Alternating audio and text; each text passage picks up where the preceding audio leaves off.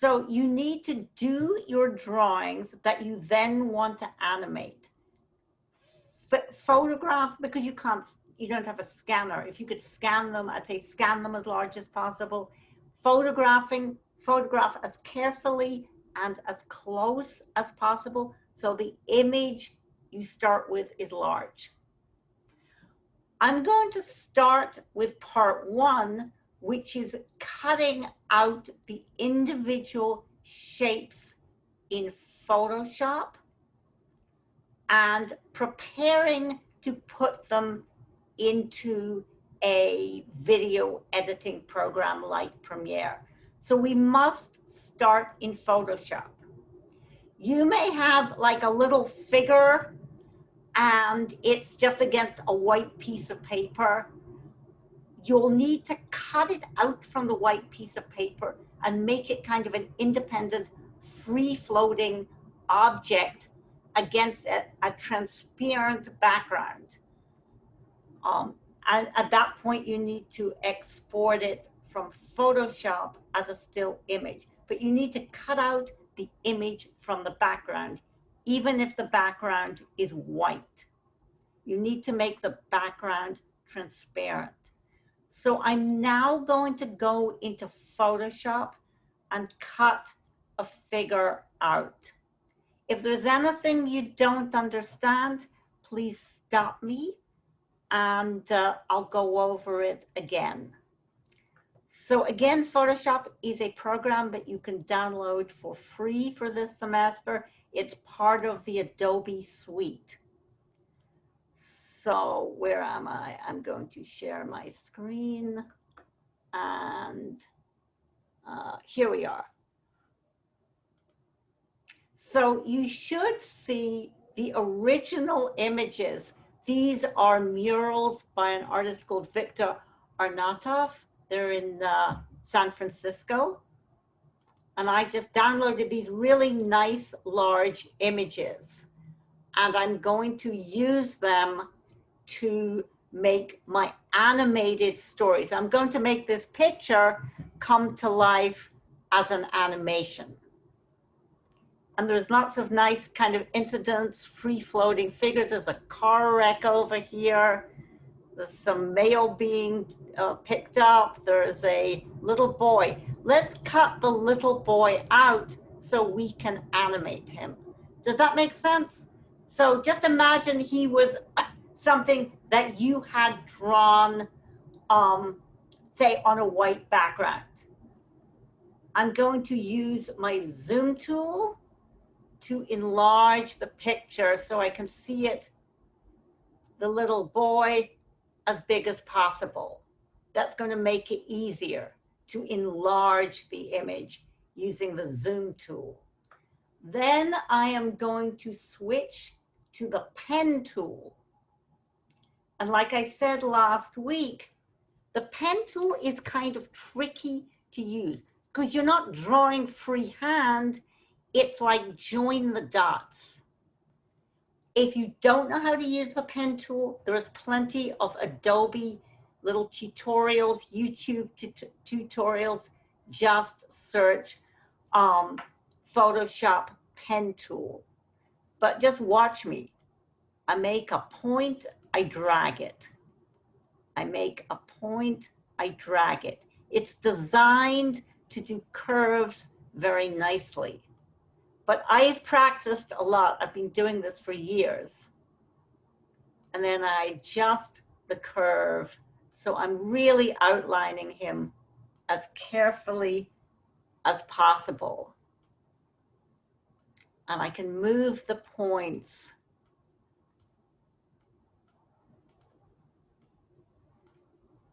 You really want as few points as possible to get nice curves. Like I say, practice with a tutorial if you're not familiar with this. It's actually an incredibly useful skill in any digital program. You can use it in Illustrator, in Premiere even. Using the pen tool is kind of an invaluable tool for doing any kind of digital image editing.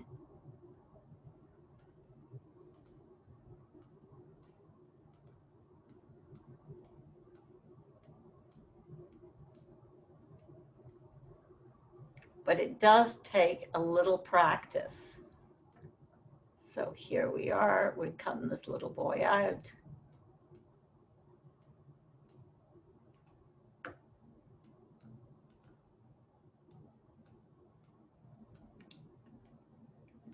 Trying to do this a bit quick, a bit rough, but you should take time to cut your figures out as carefully as possible for the best results.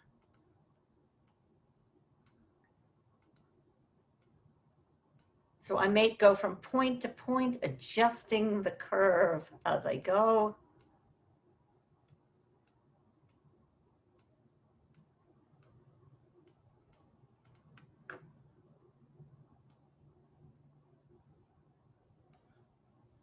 With these handles, every curve comes with a handle, and you always point the handle in the direction that you want to go.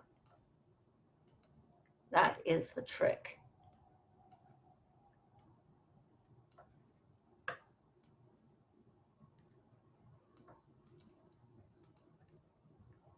And the end, you join it up.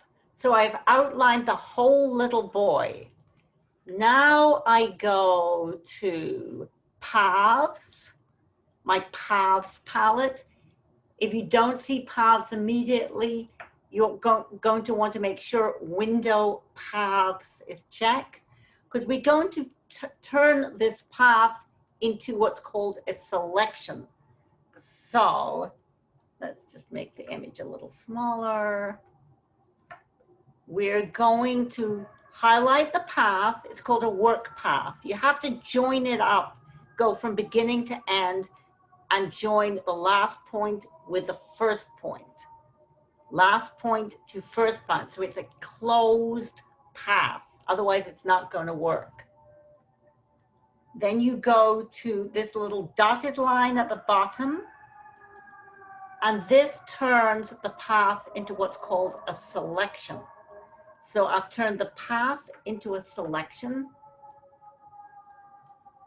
I go back here to choose the move tool. Then I go edit, copy, because I don't want to cut out that selection. I just want to copy it. Go edit, copy, file, new, and it'll make a new picture for me, the right size. And I go edit, paste. And now I have separated, as you can see, the little boy from the rest of the picture. Does that make sense? So I've got a free floating figure, but against a white background. Now what I'm going to do is I'm going to go to my layers palette. Layers here. And I can see I've got layer 1 with the little boy, and underneath it, I've got a background, and the background is white. Now I want to get rid of the background because I don't want a white background to my boy. So I'm just going to drag the background to the little trash can here, the little trash can. And now I have a little boy against a transparent background. Does that make sense? I'm now going to go File, Save, and I'm going to save this as a Photoshop document. So I'm just going to call it Boy Photoshop, and I will put it into my folder. I have a folder already made. Where is it? It's somewhere here. Should be in animation, stop motion. I'll save it into my folder where all my other images are. So make sure you have a folder where all your little cutout images are, everything that you need in one folder. I'm going to save it, and that's all I need to do right now. I mean, obviously, if you have 10 figures, cut them all out, and make sure they have backgrounds that look like this. This is a transparent background. So now I'm going to quit Photoshop. Photoshop, quit Photoshop. And I'm going to stop sharing my screen. And now I'm going to go to Premiere, and I'm going to open up my project, import my little boy, and animate him. Does anybody have any questions at this point? Does that seem kind of straightforward to you?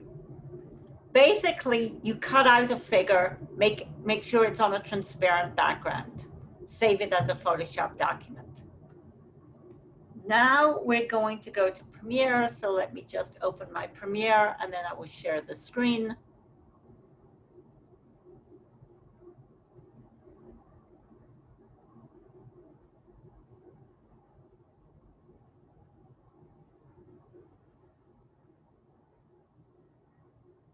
Just taking a while to open on my computer. Here it comes.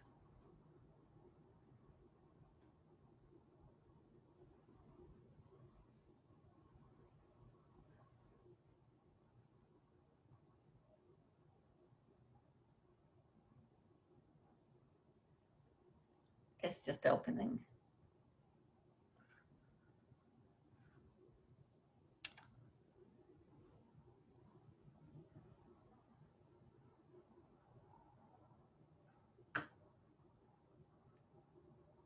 Oh.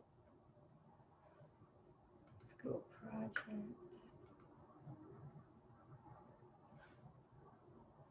Wrong one. Hold on. I have too many classes with too many Premiere projects. I'll go this way.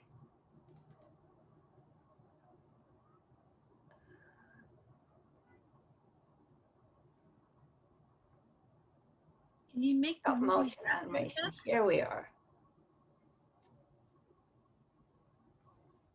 Can you make the movie in After Effects? Yes, you can do this in After Effects. I don't use After Effects, but if you're more comfortable in After Effects, I will guarantee you can do this.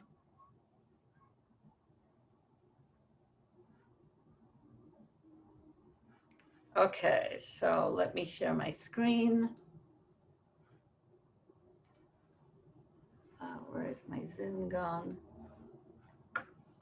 Share screen.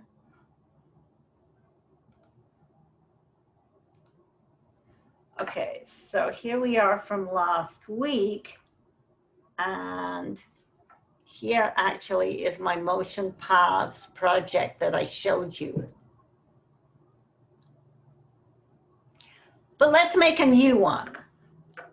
Let's make a new motion paths project. But first, we will import that little boy into our project. So I highlight the project window, I go File, Import,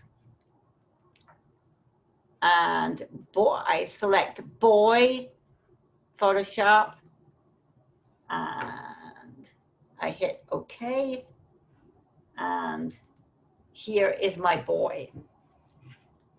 Now he appears to be against a black background, but that's always just what the nothing background is in Premiere. So it's not, he's really against a transparent background. Next, I'm going to go File, New Sequence, and I'll just call this Boy Paths. And the first thing I'm going to do on layer 1, on track 1, is put in my background. So I'm going to choose, let's choose this background here. this picture here. So any image, when you drag it onto the timeline in Photoshop, in Premiere, you can drag it out and it will have length. Even though it's a still image, it will last a certain period of time, however many minutes or seconds you leave it on the timeline. And I'm just going to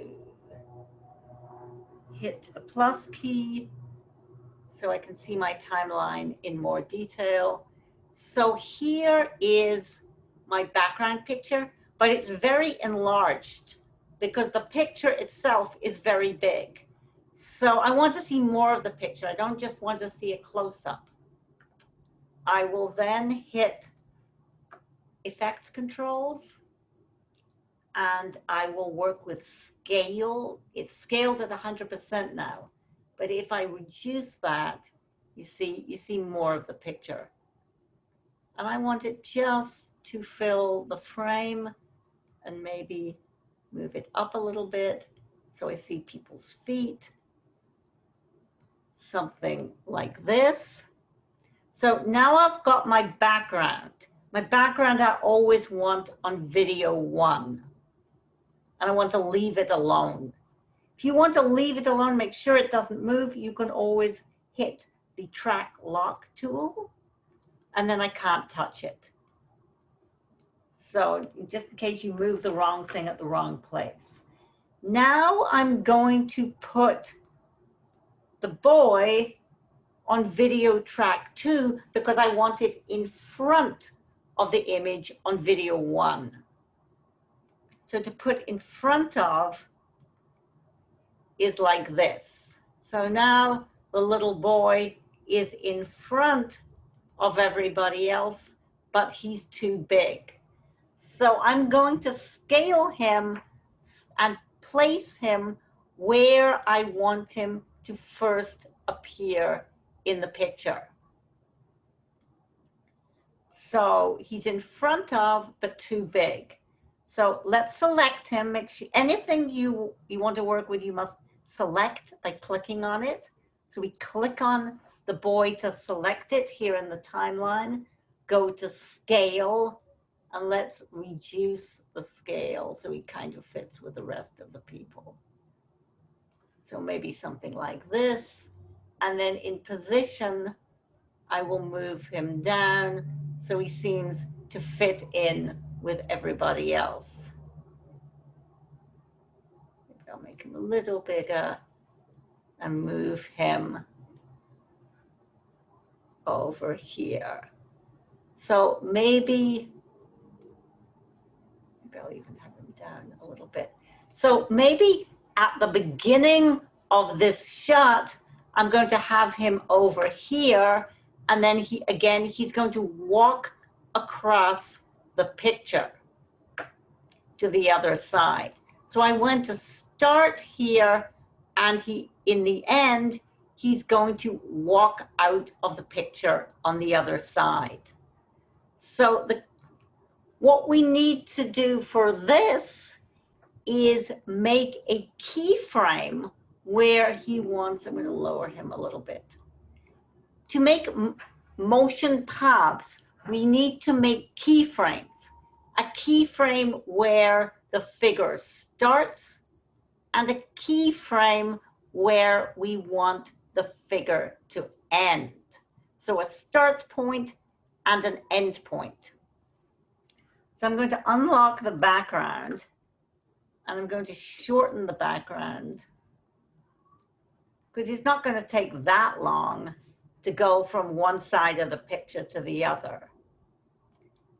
I have to kind of guess how long it's going to take. If I don't like it, I can always redo it. So the background and the boy have to last the same amount of time. And I'm going to guess that it takes about 10 seconds to traverse the picture from one side to the other. Maybe that's a little bit fast, maybe 12 seconds.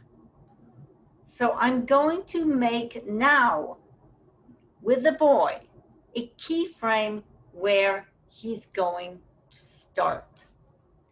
So again, make sure the shot is selected on the timeline, and we are at the beginning of the shot. So make sure my playhead is right on that first frame. Then I'm going to click on this position button here under motion position, because this is what I want the first position to be. So I'm going to make a keyframe by clicking on position here. And automatically a keyframe is registered here. Now I'm going to move the playhead to the very last shot frame of the image. The best way to do this, move the playhead to the end of the shot and hit the back arrow on your computer to go to the very last frame. So I drag the playhead to the end, hit the back arrow on my keyboard to go to the last frame. And now I'm going to physically move that boy. I can actually click and drag him to where I want him to end. And I'm going to have him end just walking out of the picture here so you can see. I could even have him out of the picture. Maybe I'll have him just disappearing here. And under position, I'm going to make a second keyframe. So I'm going to add a keyframe. Actually, I don't need to. It's made a keyframe for me, but if I wanted, I could add a second. I don't even have to do that. Since I made a first keyframe, it will automatically make me a second keyframe.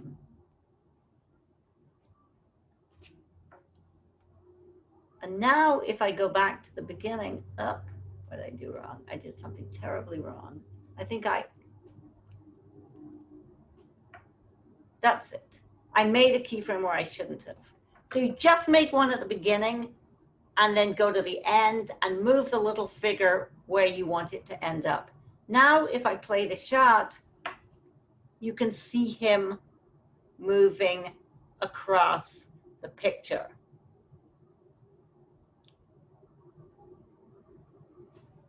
Like that.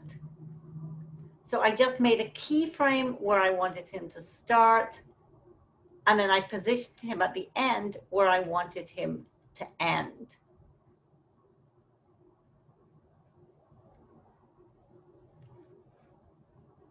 Now, supposing I don't like that, I think he moved too fast.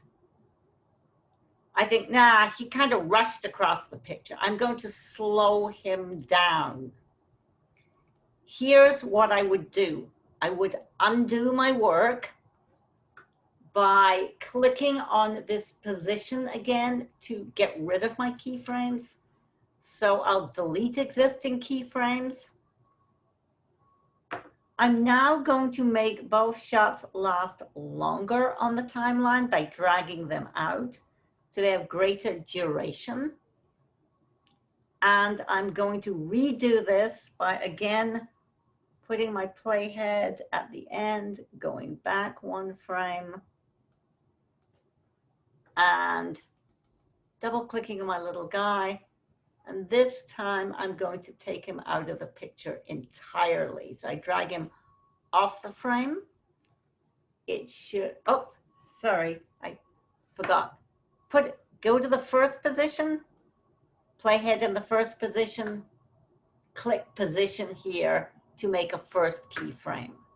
Then go to the end, step back one frame, drag, double click here, select him, drag him off the picture completely.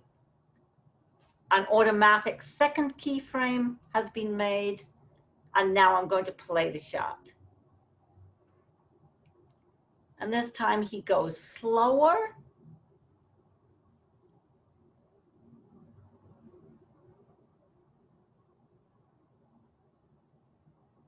And goes right off the picture. Now I'll show you a couple of other things. One question I have for the class is, do you see he gets to this little box here? Does everybody see it? Supposing I want him to go behind the box rather than in front. How would I do this? I want him to go behind this object. You'd have to cut out the box and make that another layer. Exactly. I would have to cut out the box, just like I made the little boy, and put that on layer 2 and put the little boy on layer 3. You're absolutely right. So isn't there a way you can like do masking like around that area? Or am I thinking something else? you're going to, you mean mask this out? Yeah, I like, could so- mask this out, but then I would have to mask him out and he's moving. So that would be very difficult. Oh, okay. It's much simpler just to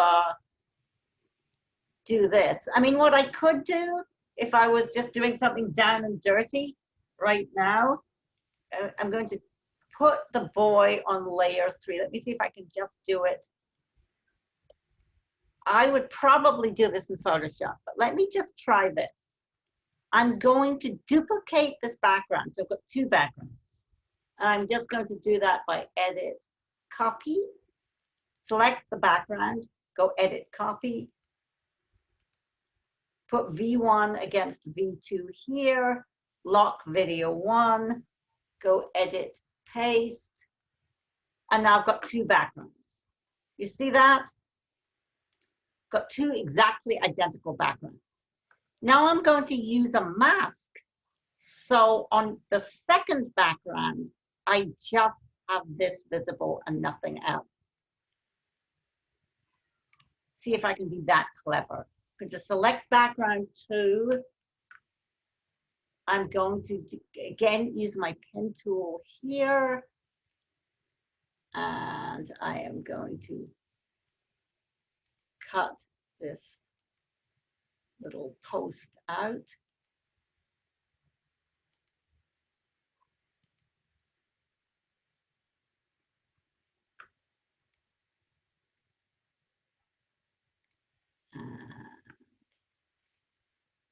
Make this. Yeah, so now he should go behind it.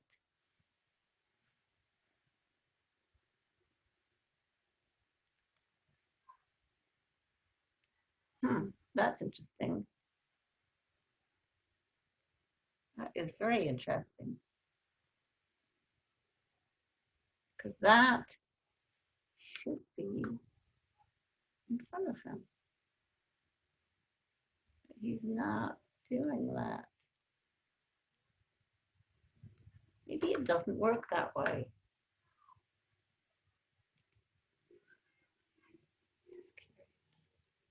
No. Blend mode, normal. I guess I'm going to have to do it in Photoshop. Now I'm really curious.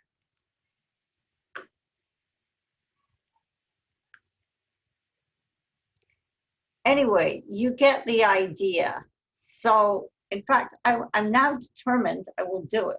So let me stop so I can go back to Photoshop. We'll cut out that little object.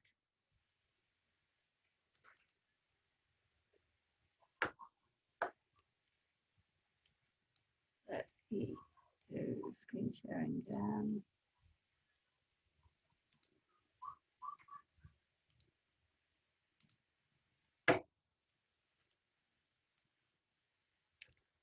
We'll get the pen tool again. We will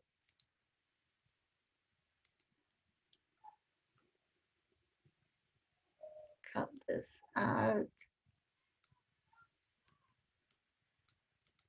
It's a lot easier because it's rectangular, straight lines.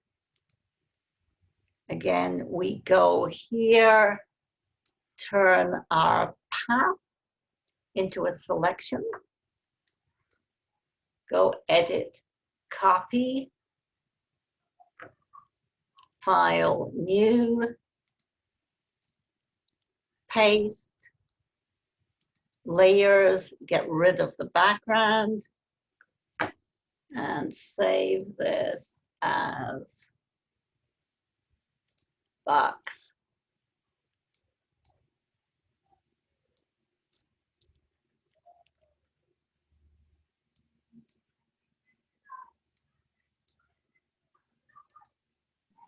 Stop sharing, we will leave Photoshop and go back to Premiere.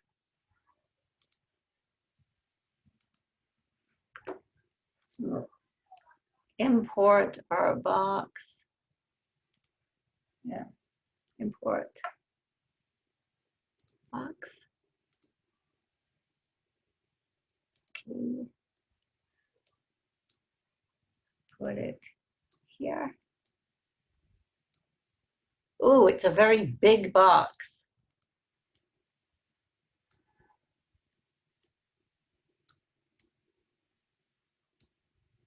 And I'm just dragging it down by eye.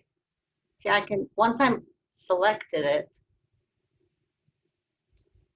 I know what's wrong. It's on the wrong, it should be the top layer. That was what was wrong. Because it's the one thing that, and now the boy goes behind it. I just had it on the wrong layer. But I also, now I realize I could have done this, what I did before. Just select, keep the boy. Select the background, copy it, put it on layer 3, make sure I lock these two so I get it on layer 3, and then I can, in fact, this is the best way to do it, I think.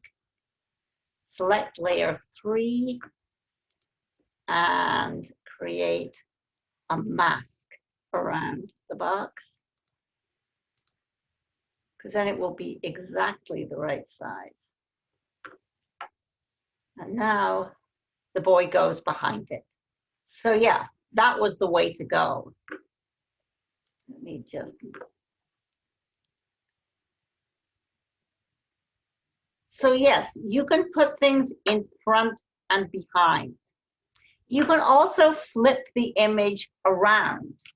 So supposing in the next shot, I'm going to make another shot where the boy goes to another part of the scene.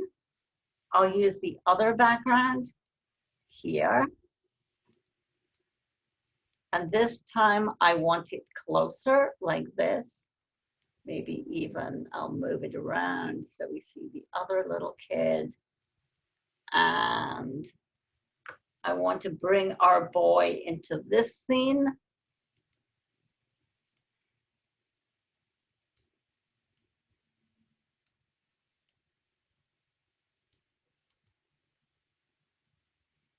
But now he's too small because everybody else is larger.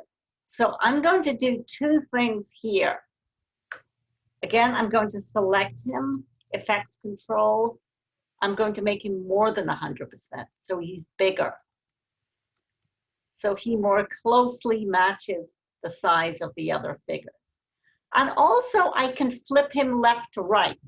So supposing I want him to go in this direction in one shot, but in the other direction in another shot, I can do this, which is quite clever. I can flip him left to right, which can be useful. So I select the shot, I go to effects, I go to, and I type in flip. And I have a choice of horizontal flip or vertical flip. I'm going to choose horizontal flip. And now you see that the boy is looking in the other direction. So I've just flipped him horizontally. And this, in this shot, I'm going to want him to start out of frame here. Let's just have his lollipop showing. On position, I'm going to make a keyframe right here. And then I'm going to go, I should make a keyframe, I'm sorry. To undo that, undo my keyframes. Make sure my playhead at the beginning of a shot must be at the beginning. Mark a position, go to the end, and drag the little boy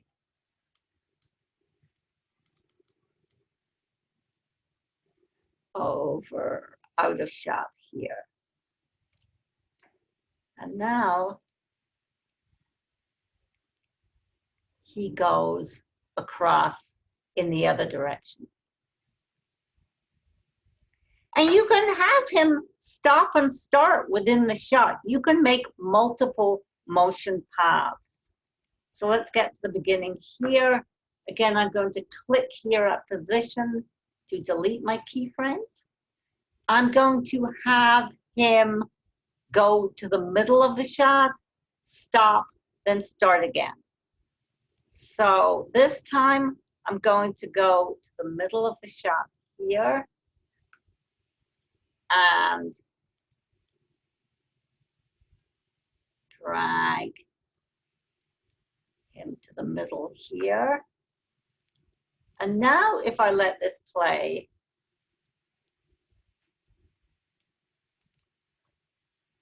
oh, I didn't make a keyframe at the beginning, my mistake.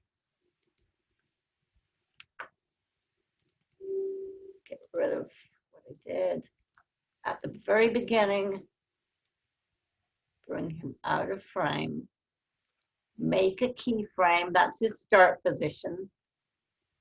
Put my playhead to the middle of the shot. Drag him over here. And now, in the middle of the shot, he just stops dead. But if I want, after he's stopped, I can let the playhead play a little bit more. I can make another keyframe. And then I can go to the very end. And at the very end, I can move him out of the shot.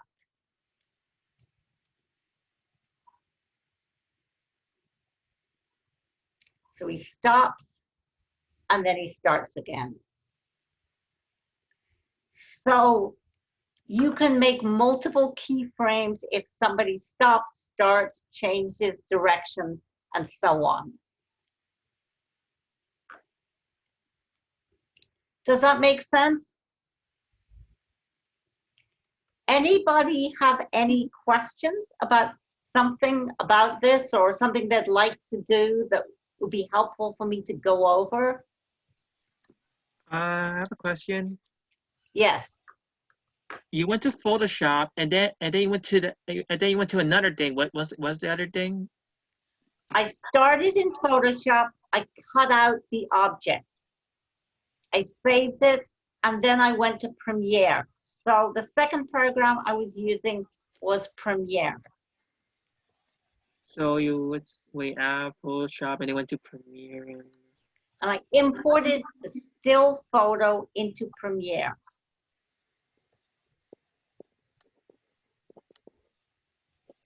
I know, I'm just writing this down. Okay. Sure. Anybody else have any questions about, oh, I'd like to do this animation, but how do I do it? That we could try out right here and now. No, it's actually funny though, because this example that you used, I was saying in chat years ago when I was first playing with video editors, I did some stop motion stuff, Actually, I don't know what happened to the videos now, but I did one using, I think it's Monet's painting of a lady in a bar or something. Mhm. And I did something similar using that. And it was So pretty cool. you can use your own drawings for this. Obviously, you're not going to use somebody else's drawings. I mean, I just use somebody else's drawings just for, because I wanted to do something really quickly, just as an example. So you can draw the background and draw the foreground. You can also have live action for the background as well. So maybe I'll just show you very, very quickly how you do that. It's absolutely the same. So let me just go to share. So supposing we have, do we have some live action here? This is something from last week. Do we have one of my,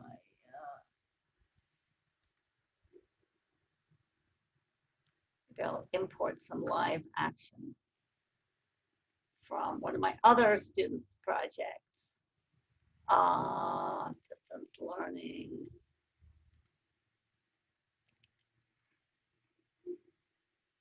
Or we can get all sentimental and go back to Queens College, where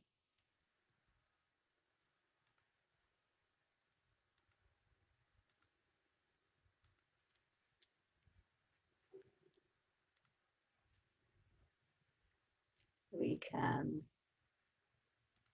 hold on, I meant to import, not open. We can remember Queens College from some old student project. Where are we? Or maybe we'll use some found footage. Let's import some found footage.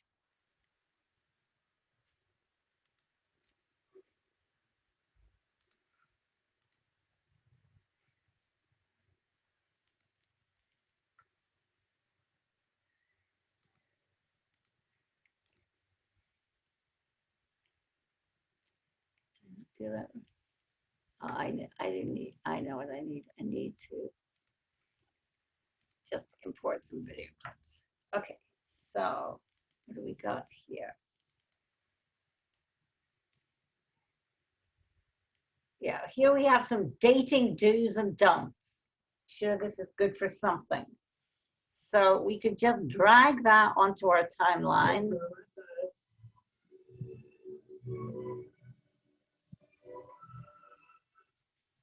Here's some dating advice, a bit out of date. Let's,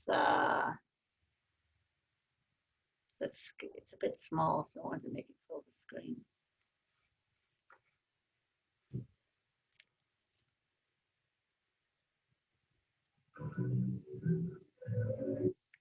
And in this first shot here. Yes, Mom, I got it.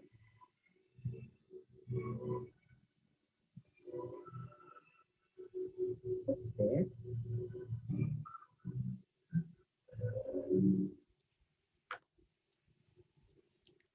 Let's have his little brother walk in. So we can put our boy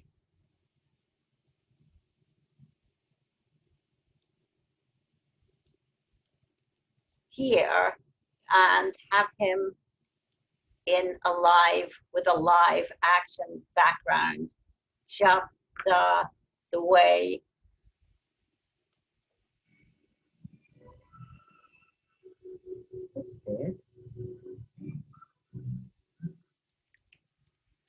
cut this out.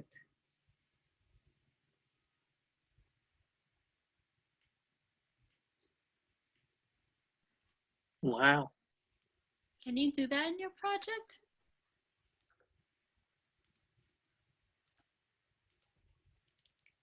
And while one boy is doing one thing, yep, we can have the other boy doing something else. So let's again let's start here.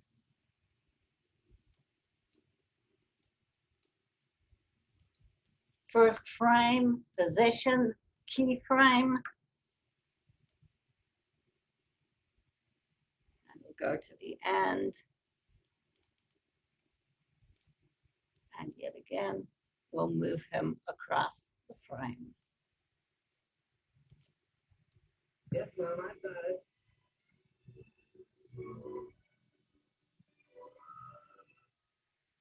So we can do, you know, we can have layers of animation, combine it with live action. So you can have live action backgrounds for your drawn figures. And you can have animated characters and they could interact with live actors. So that's another really nice possibility of combining drawing with live action and using motion paths.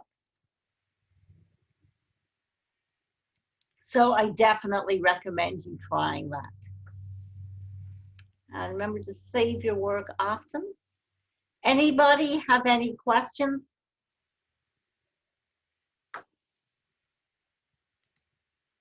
So do people think, is that clear to you? Do you think you could try that yourselves? Okay, I'm going